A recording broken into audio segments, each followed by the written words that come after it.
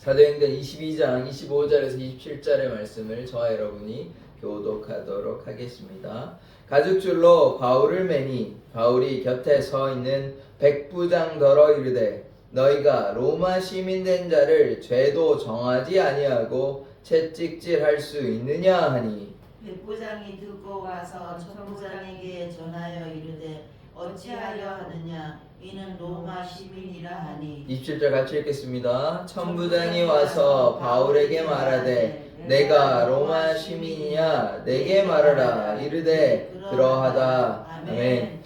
하나님, 우리가 바울과 같이 주님의 말씀 따라 살아가게 하여 주시옵소서. 아멘. 예수 그리스도의 이름으로 기도드립니다. 아멘. 아멘.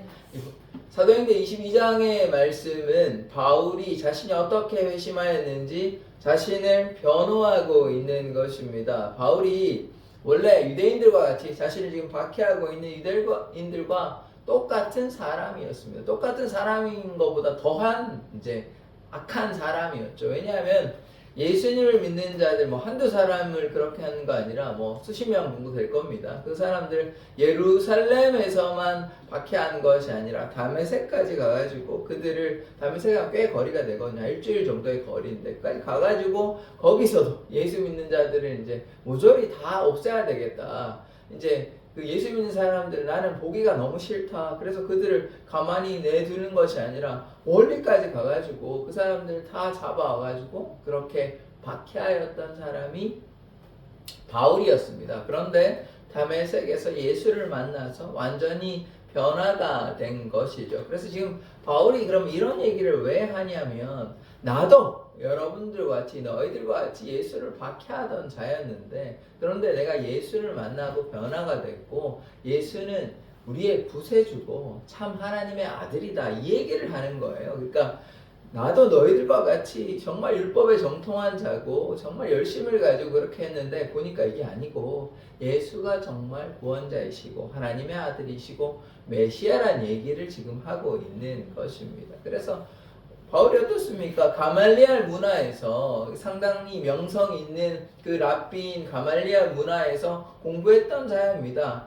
바울도 랍비가 되려고 한 사람이고 바리새인 중에 바리새인이에요. 그러니까 율법에 정통하죠. 그 율법만 정통한 것이 아니라 상당히 명망 있는 그 가말리엘 선생에게 배운 자 얼마나 대단한 사람입니까? 그러니까 공부도 많이 하고 정말 열심히 있는 유대인이었지만 다만 그 방향성이 잘못되어 있었던 것이죠. 구약의 메시아 예언이 여전히 있었지만 그것들을 깨닫지 못하고 일부는 알아서 그래서 환영한 거 아닙니까? 그런데 바울은 전혀 거기에 동의하지도 않고 찬성하지도 않고 그러니까 스데반이 죽는데도 막 돌을 던지지는 않았지만 그러나 찬성하고 스데반의 죽음에서도 일부 책임이 있는 것이고 그뿐만 아니라 많은 박해들을 바울이 하였지 않습니까? 그러나 예수를 만나고 또 아라비아 강야에서 깊은 영적 교제를 하고 이제 완전히 변화된 바울이에요. 그래서 어떻게 일했습니까? 지금 오기 전에 1차, 2차, 3차 전도 여행까지 많은 전도 여행을 하면서 많은 복음의 열매를 바울을 통해서 이렇게 맺게 된 것입니다. 바울이 갔기 때문에 순종했기 때문에 물론 바울은 이렇게 얘기했습니다. 제가요 이 예수를 믿는 사람들을 박해하고 이들을 가두고 때리고 심지어 죽이는 데까지 동참했던 사람입니다. 이렇게 이제 했지만 그러나 하나님의 뜻이 바울을 통해서 그렇게 임하였고 바울은 거기에 또 순종함으로 어떤 역사가 나타나냐? 이방인의 사도로 많은 복음의 열매가 나타나게 된 것 아닙니까? 우리가 이러한 것들을 이제 우리가 이미 알고 있지만 바울이 이제 유대인들에게 실컷 맞고 그냥 또 가만히 간 거 아니고 실컷 맞고 또 천부장이 개입해가지고 그 와중에 이제 영내로 들어가기 위한 계단에 올라가지고 부형들아 내가 이런저런 일이 있었다. 그런데 예수를 만나가지고 내가 이렇게 변화되었다. 이런 얘기를 하고 있는 것입니다. 그런데 가만히 듣던 이 유대 백성들은 너무나 분노하는 것이죠. 무슨 얘기 하나 일단 들어나 보자 했더니 자꾸 예수 얘기하고 내가 변화되었다 얘기하고 이러니까 유대인들은 지금 어떻습니까? 예수를 전혀 인정하지 않습니다.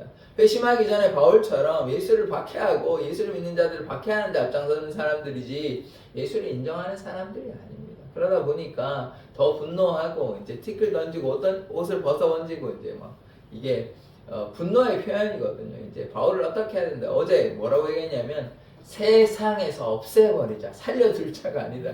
그래서 죽이려고 지금 마음을 정한 것입니다. 그리고 이미 그 전에 그런 사람들이 있었어요. 이게 뭐 갑자기 일어난 사건이 아니라 이미 어떤 일이 있었습니까? 바울이 돌에 맞기도 하고 매에 맞기도 하고 여러 고통이 있었어요. 유대인의 박해가 갑자기 생겨난 것이 아니라 이미 바울을 죽이려고 처음부터 회심한 그 이후 순간부터 하나님께서 바울을 구하시지 않았다면 그때 이미 끝났을 인생입니다. 그러나 그게 이제 바로 끝나지 않고 바울이 계속해서 하나님께서 은혜로 말미암아 계속 살아가고 있잖아요. 그 살아가는 이유가 있습니다. 그냥 살아가는 것이 아니에요. 그냥 자기 개인의 삶을 위해서 살아가는 것이 아니라 하나님의 뜻을, 사명을 감당하기 위해서 그 사명이 무엇입니까? 열방 가운데 복음을 증거하는 일 아닙니까? 그래서 그 사명을 감당하기 위해서 계속 살아가고 또 예루살렘에 사실 자기가 개인적인 생각을 해서 나는 예루살렘 안 가련다. 그냥 편안히 살련다 하면 안 와도 돼요. 안 오면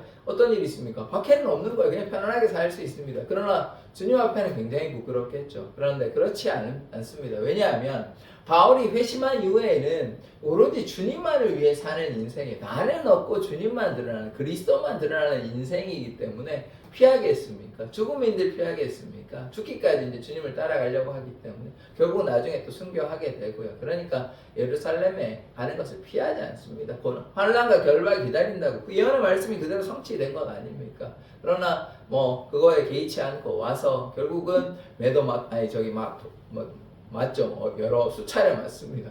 매 맞는 것이 아니라 그냥 구타당하는 건데 사람들 둘러싸여가지고 그런데도 불구하고 지금 계단에 올라가가지고 내가 이렇게 예수를 만나게 됐다 얘기하니까요. 참 바울이 복음에 대한 열심, 하나님에 대한 사랑이 얼마나 큰지 이것을 우리가 깨달을 수 있는 것입니다. 우리가 인간적으로 보면요, 이렇게 매 맞거나 사람들 맞았을 때 기분이 뭐가 좋겠습니까? 억울하지 않겠습니까? 내가 나쁜 일을 한 것도 아니고 주님을 위해 하는데 이렇게 사람들이 때리면 하나님께 원망할 법도 한데 바울은 그렇지 않아요.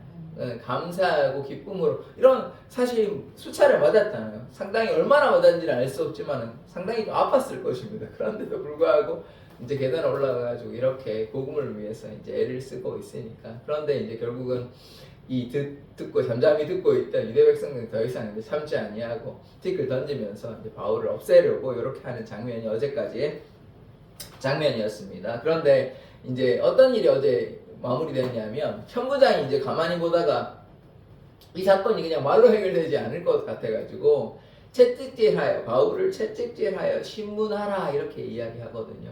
물론 천부장이 바울이 다소 시민이라는 것도 들었습니다. 그래서 로마 시민이라는 가능성을 열어둘 수는 있지만 확실히 로마 시민이라는 것을 들은 바가 없어요. 그러다 보니까 일단은 저 사람을 좀 신문을 해봐야 되겠다. 채찍질 해가지고 그렇게 이제 명령을 하는 것까지가 어제의 장면이거든요. 오늘 어떻게 이제 진행되는지 한번 보도록 하겠습니다. 25절 말씀을 보시면 가죽줄로 바울을 매니 바울의 곁에 서 있는 백부장더러 이르되 너희가 로마 시민 된 자를 죄도 정하지 아니하고 채찍질할 수 있느냐 하니 이제 바울이 가만히 있지 않아요. 바울이 전에는 이제 가만히 있었던 적도 있었거든요. 로마 시민권자가 아니라고 하고 감옥에 들어가가지고 요정 점치는 요정 때문에 감옥에 들어갔잖아요. 근데 매만 그냥 가만히 있었어요. 근데 지금은 나중에 또 밝히기도 하지만 지금 여기서도 보시면 어떤 일이 있냐면 내가 로마 시민권자다. 채찍질하면 안 된다. 이런 자기가 밝히고 있어요. 백부장한테. 그러니까 로마 시민권자는 함부로 로마 시민권자를 매를 때리거나 감옥에 가두거나 이래서는 안 돼요. 또 재판받을 권리가 있기 때문에 그 당시에 이제 엘리트 계층이기 때문에 로마 시민권자를 함부로 하면 안 됩니다. 그런데 지금 채찍질하라고 그러니까 바울이 이제 나서는 거죠. 유대인들한테는 실컷 맞았습니다.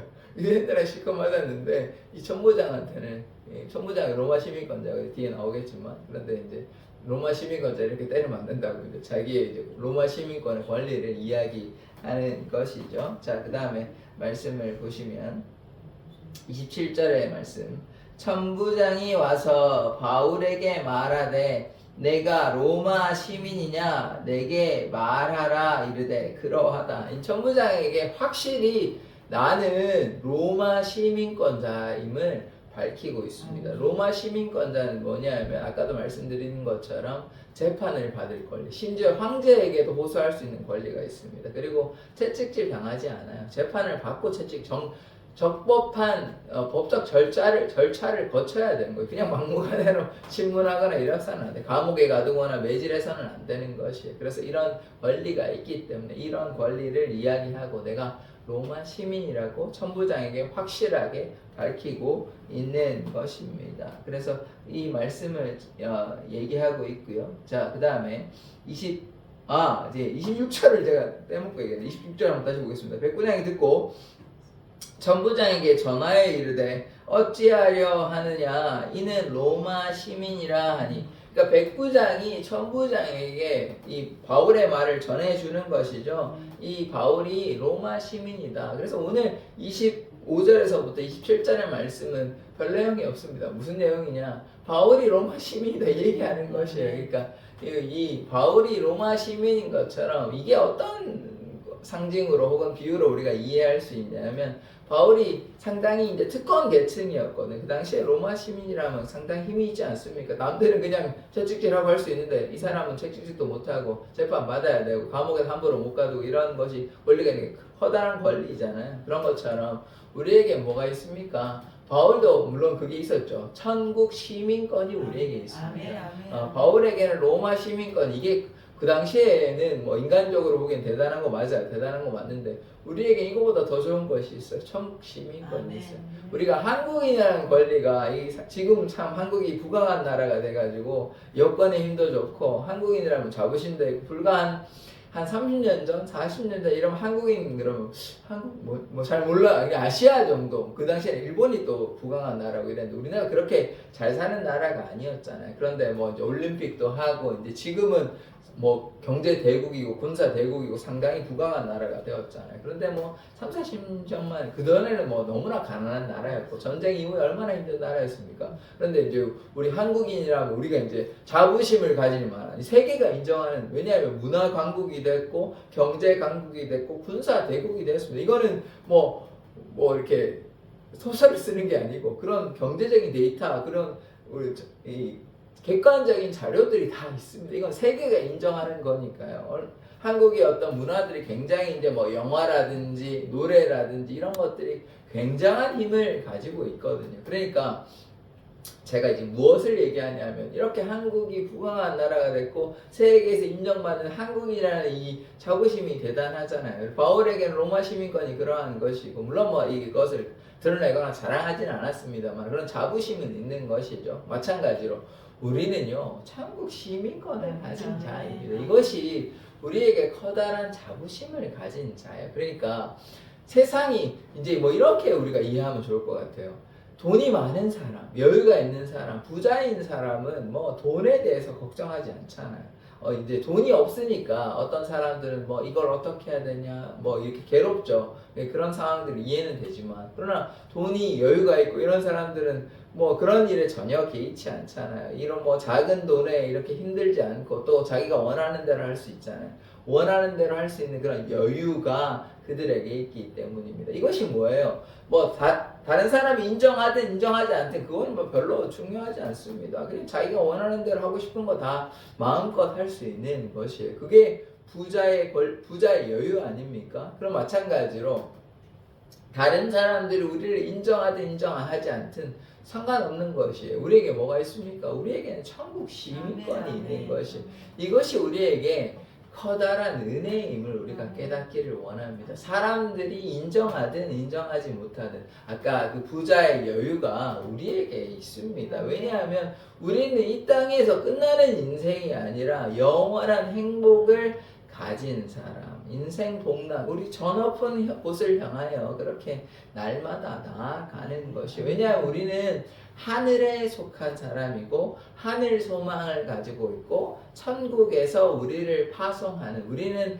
이 땅에서 청지기의 삶을 살아가는, 그러니까 하나님께서 맡겨주신 사명을 감당하기 위해서 이 땅에 온 것이지 그냥 세상 사람들과 같이 세상의 것들을 따라가는 사람이 아니까, 세상에 속한 세상 사람이 아니라 천국에 속한 천국 시민이라는 사실을 우리가 기억해야 하는 것이죠. 그러면 천국 시민답게 다른 행동을 해야 하는 것 아닙니까? 왜 서울에만 가도 이제 뭐 요즘도 그런 말을 쓰는지는 모르겠지만 뭐 이제 도시 사람을 깍쟁이라 그러고 이런 말을 쓰는데 옷이며 행동이며 여러 가지 것들이 다르잖아요. 이게 무엇입니까? 그들이 나름대로 자기는 자부심을 가지고 있고 그래서 여러 가지로 문화적으로 여러 가지로 인도한다 뭐 이렇게 생각하는 것 아닙니까? 자부심을 가지고 우리가 문화를 인도하고 뭐 이 나라를 이끌어 간다는 그런 수도에 사는 그런 자부심이 있는 것처럼 우리에게도 뭐가 있어요? 천국에 속한 사람들로서 그런 자부심이 우리에게도 있는 것입니다. 바울에게도 그러한 것이 있어요. 그러니까 자신의 삶을 다 내려놓고 주님만을 위해 산 것입니다. 만약에 바울이 천국 시민이라는 그런 인식이 없었다면 이런 고난을 감당했겠습니까? 죽음 이후에 영생이 없는데 바울이 뭐하러 이렇게 자신의 삶을 다 내어놓고 주님만을 위해 살았겠습니까? 그것에 대한 확신이 있어요. 그리고 고린도 10후서 13장으로 기억하고 있는데 셋째 하늘에 대한 경험도 있습니다. 그래서 천국에 대한 경험이 실제로 있어요. 영적인 체험을 하였습니다. 그게 언제 일어났는지 정확히는 알 수가 없지만 바울이 회심한 이후에 천국에 대한 경험도 있어요. 그러니까 바울이 천국에 대한 확신이 있었습니다. 그러니까 나는 이 땅에 속한 자가 아니라 하늘에 속한 자임을 바울은 깨달았기 때문에 지금 뭐 이런저런 고난, 심지어 자신의 생명까지도 주님 앞에 아낌없이 내놓을 수 있는 것입니다. 그럼 우리는 어떻습니까? 우리도 천국에 속한 사람 아닙니까? 그러니까 이 땅에 소망을 두지 마시고, 물론 이 땅에 우리가 고통만 있는 건 아닙니다만, 그렇다고 해서 뭐 이 땅에서도 우리가 잘 살아야지, 복 받아야지, 거기에만 머물러 있다면 우리가 어떻게 되냐? 자꾸 세상과 타협하게 돼요. 뭐 예수 믿는 게 뭐 그렇게 하는 거냐? 적당히 그냥 이렇게도 하고 저렇게도 하는 거지. 뭘 그렇게 예수 믿는다고 이렇게 하냐라고 생각하시면 안 돼요. 그렇게 하면 안 돼요. 예수 믿는 자들은 천국 시민권을 가진 자이기 때문에 12사도와 같이 바울과 같이 주님만 향해서 나아가는 삶이 되어야 돼요. 그렇지 않으면 자꾸 변질돼요. 왜냐하면 뭐 이래도 좋고 저래도 좋고 교회가 뭐 전도하는데 이런 것도 하고 저런 것도 하는 것이지 뭐 그렇게 각박하게 빡빡하게 그렇게 얘기하냐. 뭐 그러면 다 타협하는 거죠. 다 뭐 교회에서 이것도 하고 저것도 하는 것 아닙니까? 체육 시설도 좋고 문화 시설도 좋고 교회가 선교의 장이 되어야 되지. 주민들을 다 이렇게 융화하기 위해서 그렇게 하는 거지. 뭐 그렇게 하면 예수님은 왜 성전을 정화시켰는지 우리가 생각해 보시자고요. 그래서 왜 비둘기 파는 자들, 소 파는 자들, 뭐 양 파는 자들, 환전상들을 뭐 뒤집어 놓고 내가지고 분노하셨는지 생각해 보자고요. 그것도 뭐 교회가 그거 지금 또 다 필요해서 하는 거 아니야? 제사 지내려면 그거 소양 필요한 거 아니냐?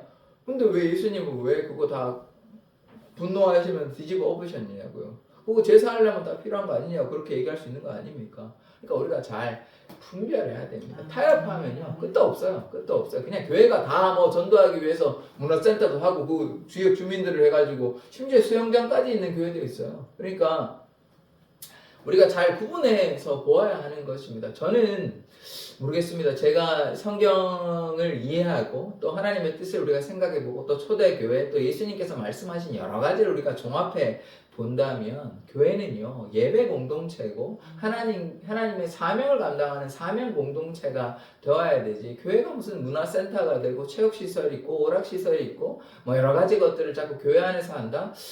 모르겠습니다. 이 어디까지 해야 되는 것이고 그게 또 과연 바람직한 것인지 우리가 여러 가지들을 좀 구분해서 보아야 돼요. 왜냐하면요 교회는요 거룩한 공동체 되어야 하는 것입니다.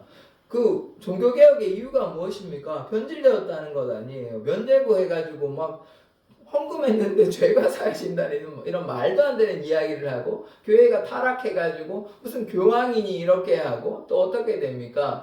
무슨 성상, 뭐 성화, 성물 이런 말도 안 되는 이런 일들이 자꾸 나라니까 거룩한 물건이 뭐가 있어요? 그게 우상 숭배 아닙니까? 그거 싫고 그거 잘못됐다고 종교개혁 했어요. 그런데 종교개혁 이후에 지금 한국교회뿐만 아니라 세계교회가 지금 어떤 방향으로 일어나고 있는지 우리가 잘 고민해 보아야 돼요. 만약에 그런 일은 없겠지만 예수님께서 지금 이 순간에 다시 지금 종말이 아니라 이렇게 오셔가지고 한국교회에 대해서 어떻게 생각하시냐, 세계교회에서 어떻게 생각하시냐 그러면 예수님이 그래 너네들 너무나 잘하고 있다 이렇게 이야기하겠습니까? 너희가 회칠한 무덤이다, 바리새인과 사두개인처럼 그렇게 얘기하시지 않겠습니까? 우리가 잘 구분해 봐야 돼요. 그 당시에 바리새인 사두개인들도요 율법을 조차 그렇게 열심으로 했던 사람이다. 그런데 뭐가 있었습니까? 외식하는 자예요. 그냥 대접받기 좋아하고 상석에 앉기를 원하고 그냥 말만 번지르르 하고 이렇게 해야 되는 거 아니냐. 그렇게 하니까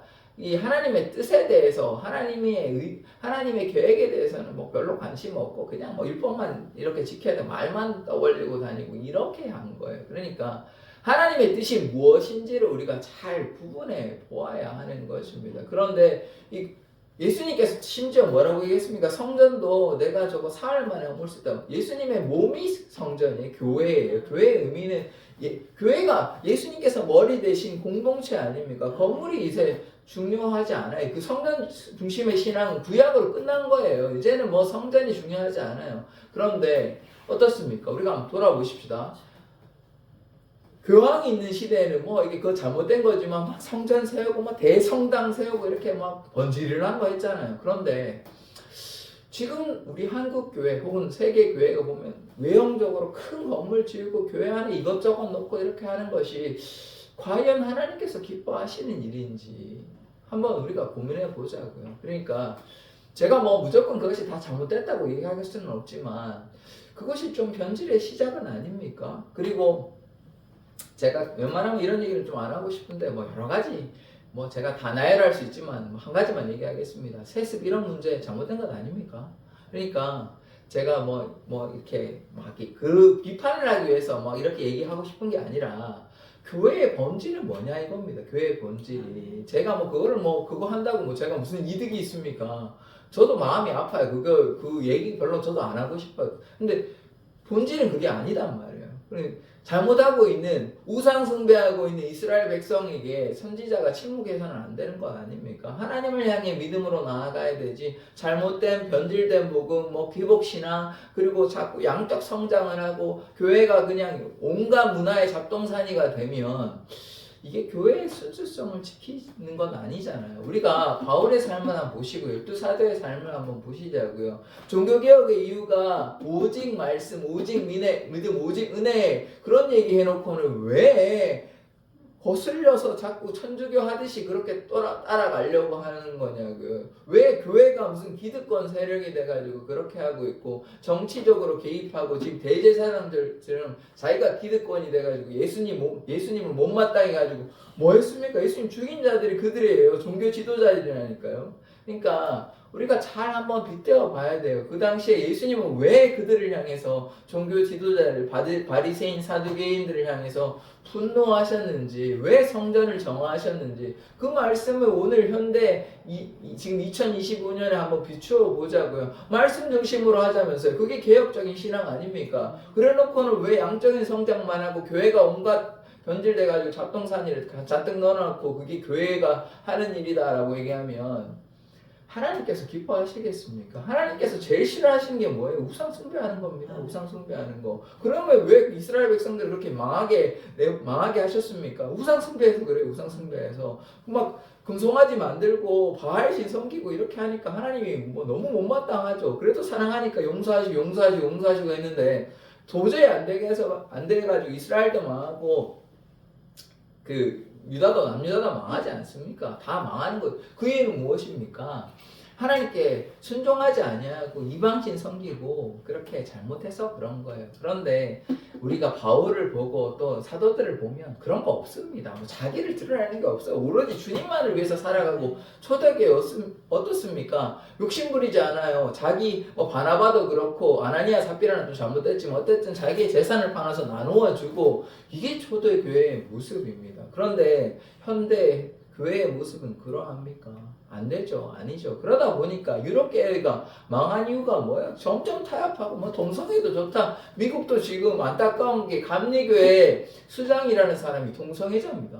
말도 안 되는 일이 지금 일어나고 있어요. 성경은 동성애를 금하고 있습니다. 동성애가 합법적인 왜 소돔과 고모라가 왜 멸망했습니까? 뭐 옛날에는 안 되고 지금은 괜찮습니까? 아니, 그런 거 없어요. 예전에 잘못된 건 지금은 잘못된 거예요. 하나님의 앞에 범죄하면 안 됩니다. 이런 혼탁한 세상 속에 살아가고 있는 것이 지금 우리 교회의 모습에 이게 한국 교회만의 문제가 아닙니다. 그러니까 유럽 교회가 그렇게 망한 이유가 무엇입니까? 자꾸 타협하고 변질되고 하니까 결국 하나님께서 뭐 징계하시는 것도 있고 그들도 악하니까 교회를 떠나가게 되고 그런 모습이 나타났고 그것이 그들의 문제가 아니고 지금 한국 교회도 나타나고 있다니까요. 젊은 세대는 떠나가고 있죠. 기득권은 자꾸 양적으로만 늘려고 있죠. 또 잘못 여러 가지 또 잘못들을 많이 하고 있지 않습니까? 그러면요. 한국교회 신뢰도가 세 종교 중에 가장 낮아요. 천주교, 불교보다 가장 낮아요. 신뢰도가. 그것이 교회에 잘못이 있다는 방증 아닙니까? 증거 아닙니까?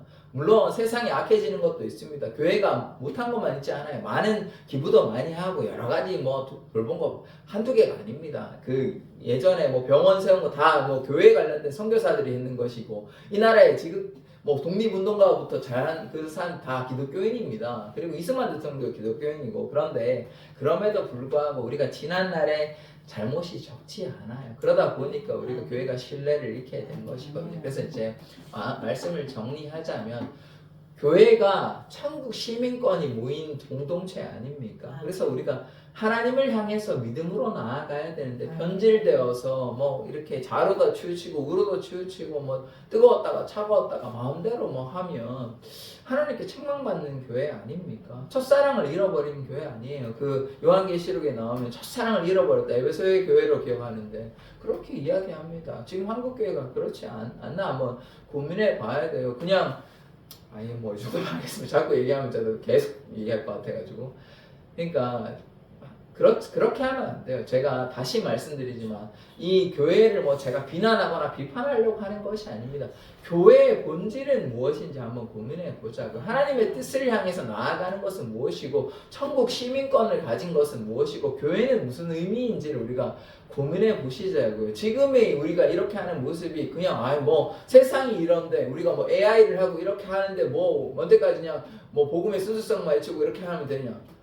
그럼 언제까지 다 타협하실래요? 그럼 어디까지 다 하시고 어디까지 교회를 다 내어주시고 변질된 그런 복음 가지고 하겠습니까? 그거 잘못된 거거든요. 우리가 잘 구분해 봐야 됩니다. 교회 공동체는 복음의 순수성을 가지고 주님만을 향해 나아가는 거룩한 공동체 되어야 돼요. 이것도 좋고 저것도 좋고 뭐 그러면 예수님께서 굳이 왜 뭐 환전상이나 그 비둘기 파는 자들을 내쫓고 분노하셨는지를 한번 생각해 보시자고요. 그러니까 교회는요 주님만을 향해 나아가는 공동체 되어야 되는 것입니다. 그게 영생의 길인 것이지 이것저것 잡다하게 하면요 바울이 가장 경계한 게 무엇인 줄 아십니까? 거짓 선지자, 거짓 선생들이에요. 왜냐하면 그 당시에도 거짓 선생들이 많이 있었거든요. 지금 가장 뭐 쉽게는 뭐가 있었습니까? 예수님이 오셨는데도 할례 받아야지. 그리스도인이 되어도 할례 받아야 되지. 아니라니까요. 이제 할례가 중요한 게 아니라니까요. 세례 받고 그리스도와 연합하는 것이 중요한데 예수께서 오셨음에도 불구하고 할례 받아야지. 이런 얘기를 자꾸 하고 있으니까 그런 것뿐만 아니고 잘못된 길로 하는 것이 많이 있었습니다. 뭐 사두개인 같은 경우에 어떤 일이 있었냐면 영적 존재를 인정하지 않아요. 천사는 없고 뭐 부활은 없다 이런 얘기 하니까 그러면 뭐 부활 신앙이 없으면 우리가 예수를 믿는 이유가 무엇입니까? 우리가 죽고 끝나는 인생인데 뭐하러 뭐 예수를 믿습니까? 그것이 아닌 거예요. 그러니까 물론 그들이 너무 이제 그런 심리적인 것을 제하려고 하다 보니까 그렇게까지 가버렸는데 그렇지 않습니다. 부활은 있고요. 그래서 우리가 참된 신앙의 공동체 되는 것이 되어야 됩니다. 성경 말씀 중심으로 주님 중심으로 은혜 중심으로 그렇게 나아가야 되지. 우리가 개혁했다 그러놓고는 다시 그리로 돌아가고 있어요. 자꾸 무슨 뭐 가운 입어야 되고 뭐 이렇게 예전 중심으로 예식 중심으로 가는데 성경 예수님이 뭐 그런 거 있습니까? 가운 입고 예수님께서 뭐 이런 그게 있어. 그게 다 중세까지 내려온 카톨릭 전통 아닙니까? 왜 그거를 다 교회에서 여전히 뭐 거룩하게 해야 되고 가운 입어야 되고 뭐 이렇게 하면 모르겠습니다. 제가 너무 이렇게 앞서가는지는 모르고 너무 진보적인지는 모르겠는데 그게 오히려 성경적인 거예요. 그게 오히려 성경에서 무엇을 얘기하고 있는지 한번 보십시오. 예수님이 무슨 가운 입고 세족식 하시고 가운 입고 최후에 뭐 성만찬 하시고 뭐 그렇게 하셨냐고요. 그거 아닙니다. 그냥 식사하신 거예요. 그냥 포도주 드시고. 그러니까 또 얘기가 길어졌는데 교회의 본질을 우리가 지키기를 원합니다. 그렇지 않으면요, 그것은 하나님의 역사가 나타나는 교회가 아닙니다. 성장만 했다고 해서 그것이 하나님의 역사라고 볼 수는 없습니다. 이단도 어마어마한 성장이 있습니다. 그러니까 양적 성장만 있다고 해서 하나님의 뜻이 나타난다. 우리가 이렇게 볼 수는 없어요. 참된 교회는 하나님의 뜻이 나타나는 교회, 하나님의 역사가 나타나는 교회. 자, 이 말씀만 드리고 마치겠습니다. 갈멜세안 대결에서 다수는 누구였습니까? 바알신 아닙니까? 바알 선지자, 아세라 선지자는 850명이었습니다. 그런데 그 하나님 믿는 하나님을 따라가는 선지자는 누구밖에 없습니까? 엘리야밖에 없어요. 절대 다수는 이방신이에요. 이방신. 우상이 득세하는 시대였어요. 그런데 참된 신은 누구에게 있습니까? 어디에 역사하십니까? 엘리야에게 역사하는 거예요. 엘리야에게 역사하는 거예요. 그러니까 사람이 많다고 그것이 저 사람 많이 있으니까 이게 하나님의 뜻인가 보다.